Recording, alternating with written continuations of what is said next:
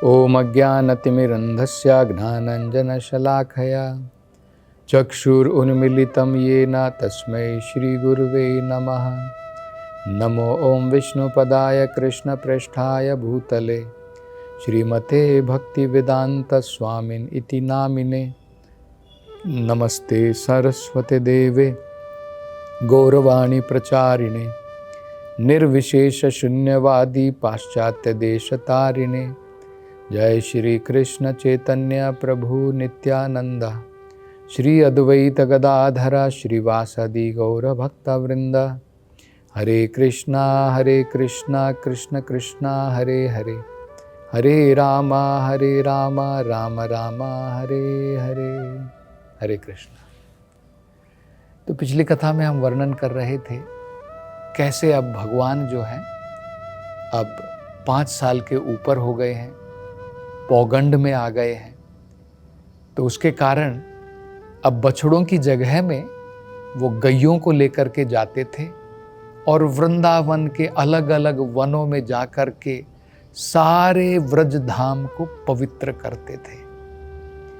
भगवान की गैयों के बारे में बताया जाता है कि जब भगवान इन सभी गैयों का अलग अलग नाम भगवान ने दिया हुआ था और जब भगवान अलग अलग नाम से उनको पुकारते थे तो उसके कारण भगवान की तरफ वो देखती थी और जवाब देती थी। मतलब उनको पता चल जाता था कि भगवान जो है उनको पुकार रहे हैं। कभी कभी कृष्ण और बलराम जब थक जाते थे, यमुना नदी के किनारे बैठ जाते थे थक करके, तो बलराम जी क्या करते थे, अपनी थकान मिटाने के लिए कई बार किसी ग्वाल बाले के अपने सखा की उसकी गोद में अपना सर लगा करके भगवान जो है लेट जाते थे थकान मिटाने के लिए। उस समय कृष्ण क्या करते, अवसर प्राप्त करके बलराम जी के चरणों को दबाते और कई बार पंखा लेकर के उनकी हवा भी करते थे। इसी प्रकार जब कृष्ण कभी कभी थक करके लेट जाते तो अन्य ग्वाल बाले जो हैं, उनके जो सखा थे, वो भी अवसर प्राप्त करके भगवान के चरण कमलों को दबाते थे और कई बार भगवान की थकान दूर करने के लिए अनेकों प्रकार के मधुर गीत गाते थे। तो इस प्रकार से भगवान की लीलाएं जो है, बाल लीलाएं, अपने सखाओं के साथ में हैं। तो अपने सखाओं के कहने पर भगवान अब जो हैं तालवन में पहुंच गए हैं और बलराम जी जो हैं उन्होंने पेड़ों को झाड़ना शुरू किया, हिलाना शुरू किया, जिसके कारण जो पके हुए फल थे अब वो जमीन पर गिर करके आ गए हैं। और सारे भगवान के सखा बड़े प्रसन्न हैं क्योंकि अभी तक किसी ने भी ये मधुर, ये जो ताल के फल थे, किसी ने भी नहीं चखा था। और अब भगवान कृष्ण और बलराम की कृपा से अब ये जो है उसका स्वाद चख पा रहे थे, बिल्कुल अमृत की भांति थे। तो इतने में ये सारी आवाज सुन करके जो धेनुकासुर था, जो एक गधे के रूप में था वहां पर, वो वहां पर प्रकट हुआ और उसने देखा कि बलराम जी जो हैं पेड़ों को हिला करके ये पूरे फलों को गिरा रहे हैं। तो बड़ा अहंकारी था, उसने सोचा कि यहां पर तो एक जानवर भी नहीं भटकता है, एक चिड़िया भी ताल वन के अंदर में प्रवेश नहीं करती है मेरे डर के मारे, और ये देखो छोटा सा ग्वाल बाला यहां पर आकर के मेरे पेड़ों को हिला रहा है, फलों को नीचे जमीन पर गिरा रहा है और उनके सखा सब मिल करके उसका आस्वादन कर रहे हैं। तो बड़े ही अहंकार के द्वारा गुस्से में आकर के उसने बलराम जी की तरफ भागना प्रारंभ किया। ये कोई आम असुर नहीं था, ये जो असुर थे ये बहुत शक्तिशाली असुर थे। जैसे हमने अघासुर के बारे में भी जब वर्णन किया था, उसने अपना मुख कैसे फैलाया था उसका हमने वर्णन किया था, भागवतम में कैसे वर्णन दिया है। उसका मुख जो है जमीन से लेकर के आकाश तक था। उसके दांत जो हैं बताए जाते हैं कि मानो पहाड़ की चोटी हो। उसकी जो जीभ बताई गई थी मानो इतनी विशालकाय एक बड़ी सड़क के बराबर है। उसका मुख जो है गुफा के बराबर था। उसका शरीर 8 मील तक लंबा था। तो इसी प्रकार से ये धेनुकासुर जो है कोई एक ऑर्डिनरी राक्षस नहीं था। तो इसने जब भागना प्रारंभ किया तो ऐसा प्रतीत होता था मानो भूकंप आ गया हो। जब भूकंप आता है तो धरती हिलने लगती है। तो जब उसने भागना प्रारंभ किया मानो वहां पर भूकंप आ गया हो। भागते भागते वो भगवान बलराम जी की तरफ जाता है और बलराम जी के सामने खड़ा होकर के अपने दोनों पीछे के पांव से बलराम जी की छाती के ऊपर लात मारता है। गधा जनरली हम लोग जानते हैं दुलत्ती मारता है पीछे की लात के द्वारा। तो क्योंकि ये असुर एक गधे के रूप में था, उसने अपने पांव के द्वारा, पीछे के पांव के द्वारा बलराम जी की छाती के ऊपर वार किया। लेकिन भगवान की छाती तो भक्तों के लिए तो कोमल है, लेकिन असुरों के लिए वज्र से भी ज्यादा कठोर है। तो भगवान को कुछ नहीं हुआ। तो जब उसने देखा कि बलराम जो अपनी जगह से हिले भी नहीं है, और गुस्से में आकर के उसने दोबारा भगवान को जो है अपने पीछे के पांव से लात मारी। तो अब भगवान ने क्या किया, बलराम जी ने दोनों उसके पीछे के पांव को अपने एक हाथ से पकड़ा और इस असुर को घुमाना प्रारंभ किया। तो जब जैसे हम लोग कई बार जो है लकड़ी को घुमाते हैं ना, तो इसी प्रकार से बलराम जी ने इसके दोनों पांव को पकड़कर इसको घुमाना प्रारंभ किया। घुमाने मात्र द्वारा धेनुकासुर जो है उसने अपने प्राण त्याग दिए। तब बलराम जी ने क्या किया, धेनुकासुर को एक जो सबसे ऊंचा वहां पर ताल का वृक्ष था, उस ताल के वृक्ष के ऊपर फेंक दिया। और भागवत में कहा है ये इतना भारी राक्षस था, इसका वजन इतना भारी था कि वो ताल का वृक्ष जो इतना लंबा था वो इसके वजन को सहन नहीं कर पाया और तुरंत जो है वो ताल का वृक्ष गिरने लगा। और अब क्या हुआ देखो, ताल का वृक्ष, एक वृक्ष गिरा, लेकिन वहां पर ताल के वृक्षों की पंक्ति थी। ये वृक्ष एक वृक्ष के ऊपर गिरा, वो वृक्ष दूसरे के ऊपर गिरा, ऐसे बहुत सारे वृक्ष जो हैं उनकी लाइन लग गई और वो वहां पर गिर गए।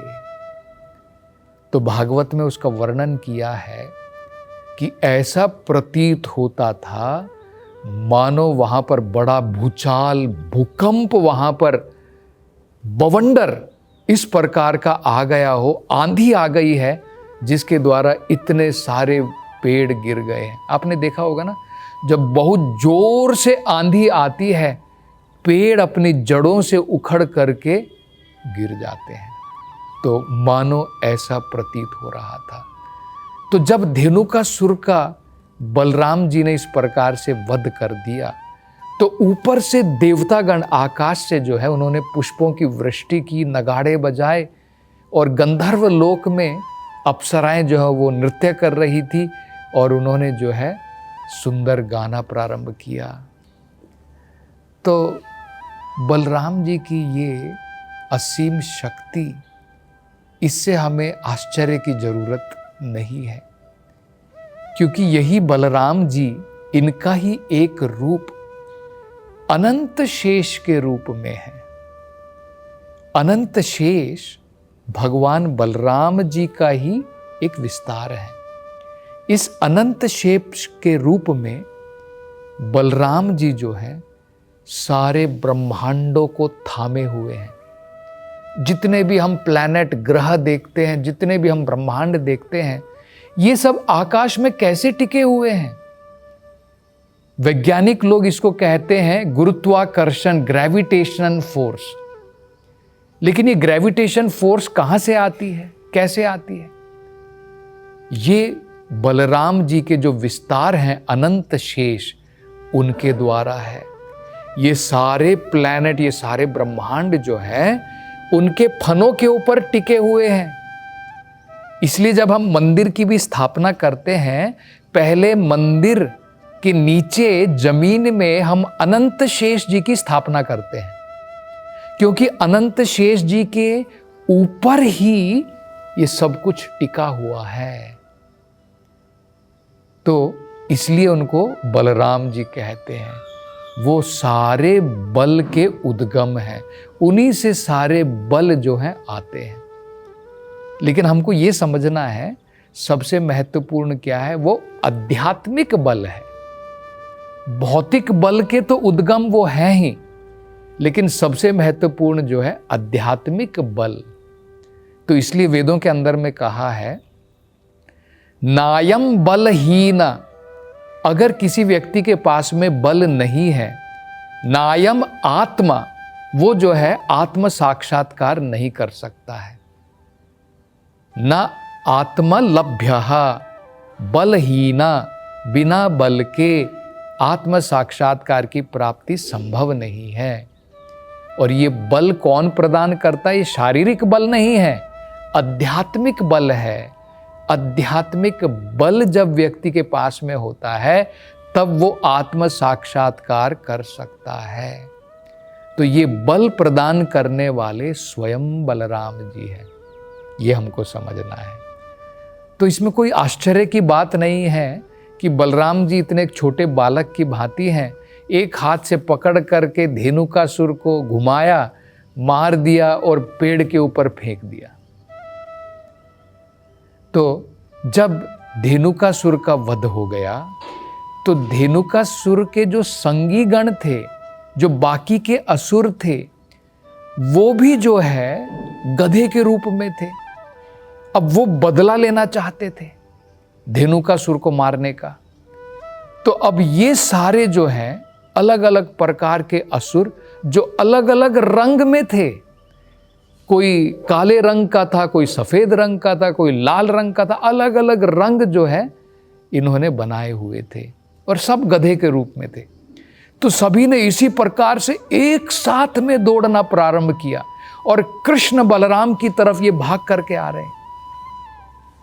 बाकी सखागण भी वहां पर खड़े हुए, लेकिन उनको पता है कि जब तक कृष्ण और बलराम उनके साथ में हैं, उनके ऊपर कोई विपदा आने वाली नहीं है। तो कृष्ण और बलराम ने क्या किया, एक एक करके जितने भी ये असुरगण जो गधे के रूप में थे, उन्होंने जब आक्रमण किया कृष्ण और बलराम के ऊपर, एक एक करके उसी प्रकार से उनकी टांगों को पकड़ करके घुमा करके पेड़ों के ऊपर फेंक दिया। अब ये असुर तो धेनुकासुर की भांति शक्तिशाली वैसे नहीं थे कि पेड़ ही उसके द्वारा गिर जाए। तो भागवतम में वर्णन किया है, अब जो है सारे पेड़ों के ऊपर अलग अलग रंग के ये असुर टंगे हुए हैं गधे के रूप में। तो ऐसा प्रतीत होता था मानो वहां पर हम लोग देखते हैं ना, जब बारिश के बाद में इंद्रधनुष आता है, रेनबो आता है, रेनबो में अलग अलग रंग होते हैं। तो ऐसा बढ़िया पैनारोमिक सीन जो है वहां पर बन गया। ये भागवतम में इसका वर्णन इस प्रकार से दिया है।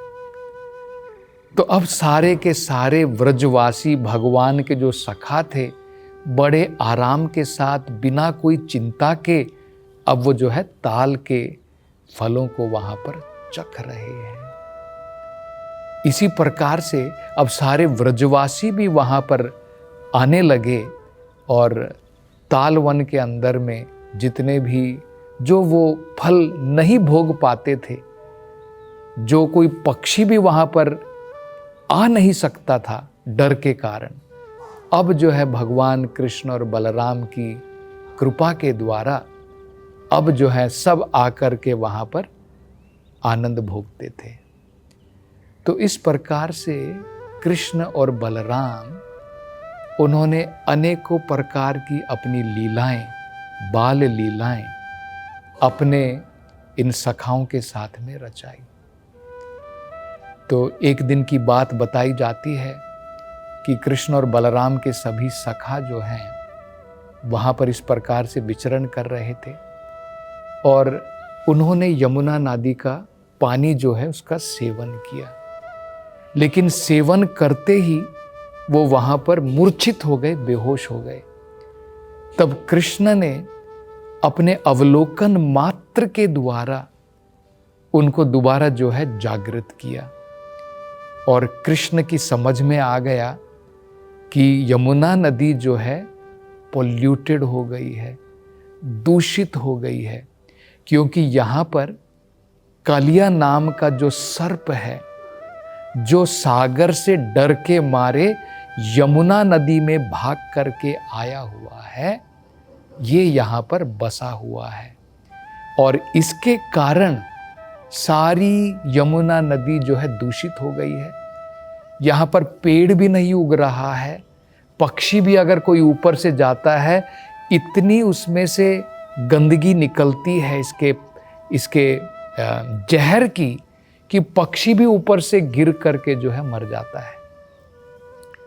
तो भगवान ने निश्चय किया कि अब यमुना नदी से कलिया को जो है बाहर निकालना है और वो हमें पता है भगवान की बड़ी ही विशेष लीला है जिसे कलिया मर्दन कहते हैं। भगवान जो है वहाँ पर छलांग लगाते हैं और कलिया के फन के ऊपर नाचते हैं और कलिया जो है अपनी तरफ से बहुत कोशिश करता है भगवान को पकड़ने की, भगवान को डसने की, लेकिन अंत में हार जाता है और तब भगवान उसे आदेश देते हैं कि तुम यहाँ से वापस समुद्र की तरफ चले जाओ। तो इस प्रकार से भगवान की और बहुत सारी बाल लीलाएं हैं, लेकिन जैसे हमने शुरुआत की थी कि 1 महीने की हम ये कथा करेंगे और उसके बाद में दोबारा भागवत के 5वें अध्याय जहाँ पर हम भगवान ऋषभदेव के बारे में जो है वर्णन कर रहे थे वो प्रारंभ रखेंगे अगली कथा से। हरे कृष्णा।